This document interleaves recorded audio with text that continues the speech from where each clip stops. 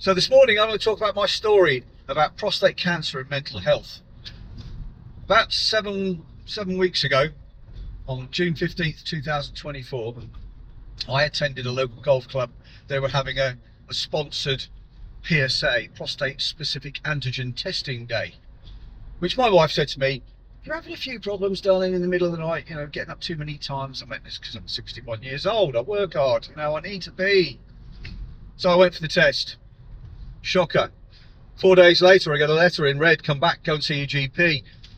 Prostate antigen is measured in tiny little bits and pieces, but it should be below 4 for people my age, 50 to 60, and it was 48. Big score, big number. So off I went. I'm with Bupa. I went to my GP, then to my consultant. My consultant did the old finger ringer trick, and yeah, he said, "You've got prostate cancer. We don't know what stage it is at the moment, so we're going to send you for an MRI." So off I went for an MRI. Bupa being really brilliant. 48 hours later, there I was, back in front of the consultant again. He goes, "So I've got some bad news for you, Mr. Davis. You've got stage 3 prostate cancer." Bugger. Okay, so what do we do next? He says, "Well, we need to do a biopsy." So off I went to London, had a biopsy, came back, biopsy. They basically take little scrapings from everywhere and they average the left and right hand sides together of where the prostate is, and they come up with a thing called a Gleason scale. And the Gleason scale says it's a scale in a score of 7 in my case, and it should be, for a mild case, below 6, below 9 it's medium, and above 9 you're in the shit.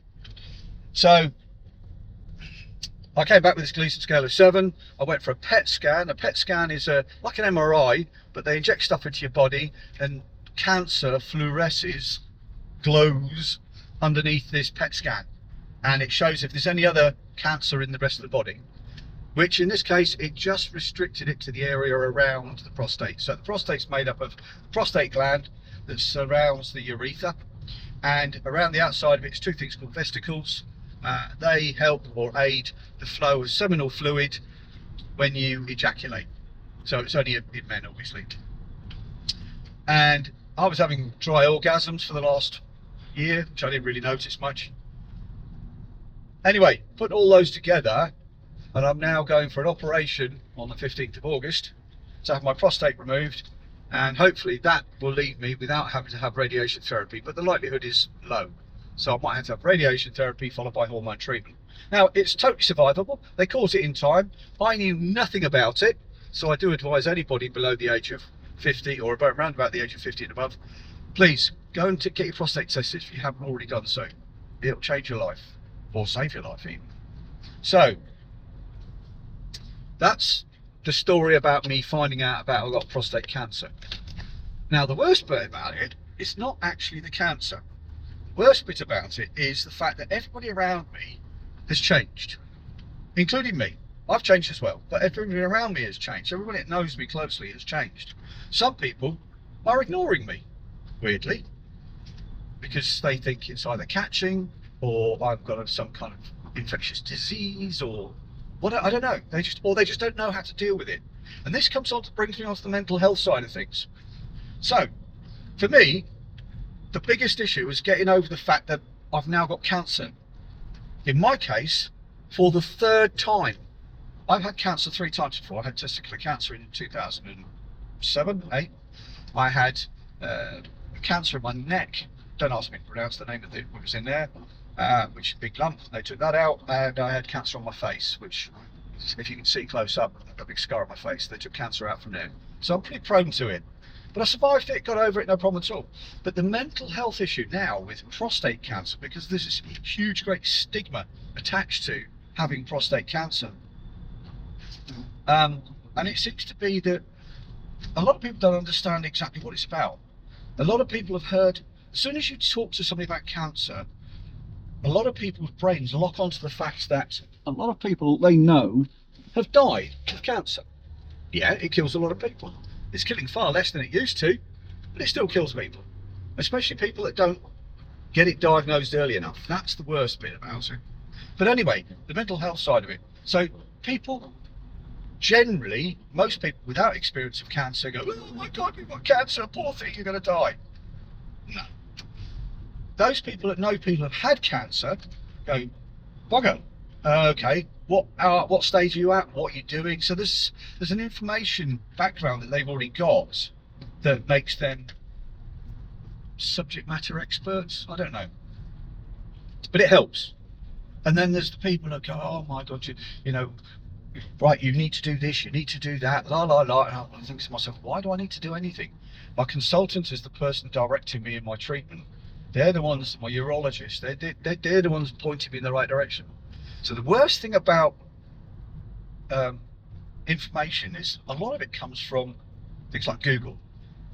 Bless it, Google is fantastic, but it can generate misinformation because not all sites that people go to are the correct sites, and therefore their mental health, their understanding of something is being steered by something that isn't actually right, isn't actually correct.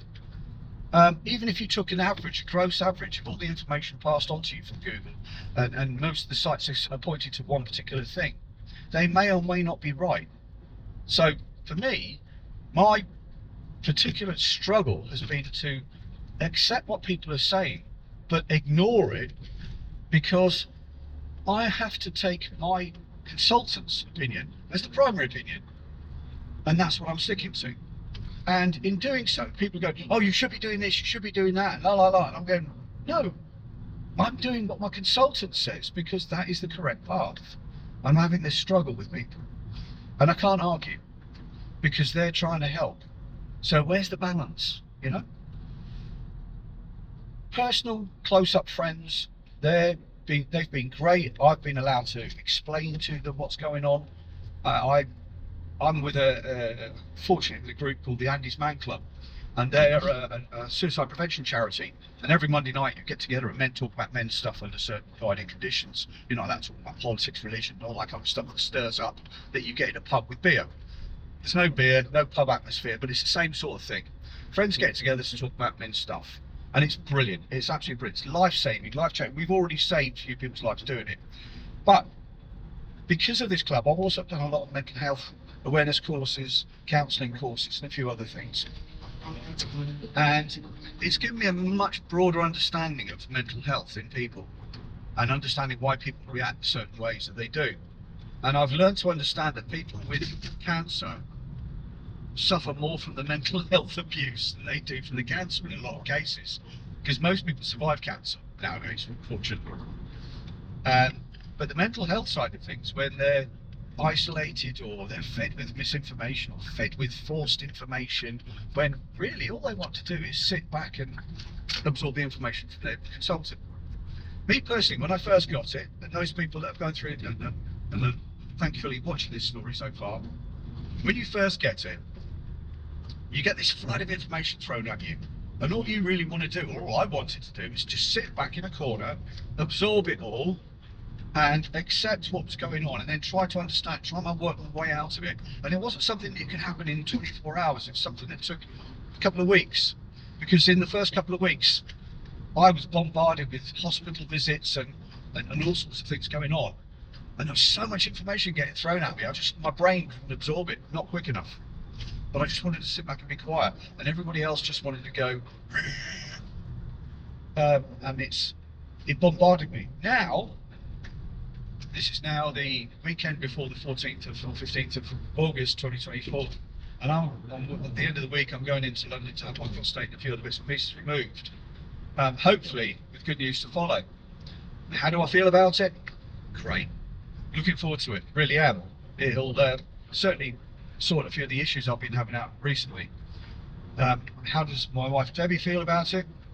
Yeah, like most partners. I mean, we've only been married a year, so imagine that. She got married a year ago, and you know, we're going to pretty much celebrate our anniversary and I'll still be in hospital.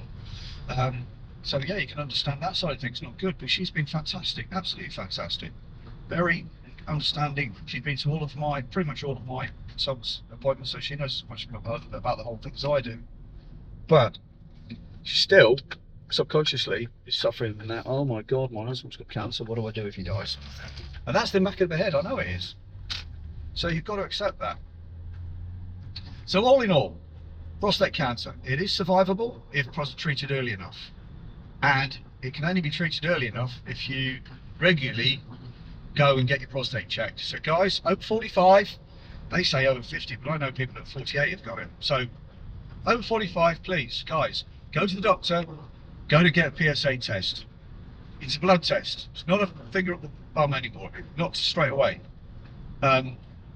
Beware though that high PSA results, initial high PSA results, can be a result of excessive exercise prior to the blood test. It could be you've ejaculated or masturbated shortly before the blood test. So you might have to retake the blood test afterwards to get it done. But it's then finally diagnosed by the doctor when he does the old finger ringer thing. So you've got to be positive about this. But please, go, if you know anybody over 45, ask them if they've had it done. If they've already had their prostate cancer checked, prostate checked in the last year or so, fantastic. If they haven't, bully them, push them, shove them. Because 14th of June, I was fit, healthy, and knew nothing about this. 15th of June, I went and had a blood test. 19th of June, I'm a cancer sufferer. I'm now officially listed as disabled, which is another issue. So please, guys, save your life, save our life. Be nice to yourself. Go get your prostate checked. Thank you for listening.